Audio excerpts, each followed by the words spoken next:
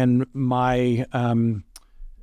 my difficulties with my numbers are at a point where my doctor's comfortable saying, okay, we really don't need medicines.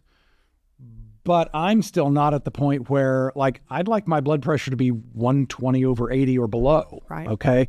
I'm still not quite there.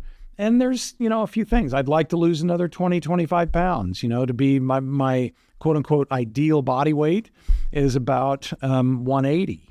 And I'm still right over 200. So, there's some room to go. My waist size should be 35 and it's 37. And with that thought, it kind of, is your thought that if you get to that BMI that you'd like, it kind of helps you metabolically where things aren't necessarily as, having to be as strict as what you've done? Well, yes, you can because kind of play a little bit with I think one of the big things that still being a little bit overweight like this is that that means to me that I've still got an amount of visceral fat.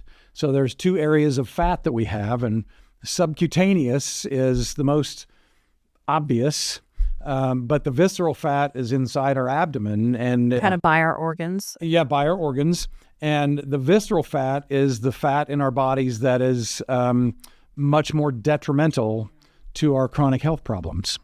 And so my impression of that is that as long as I continue to carry these extra 20 pounds or so and a couple extra inches on my waist, I still have room to improve.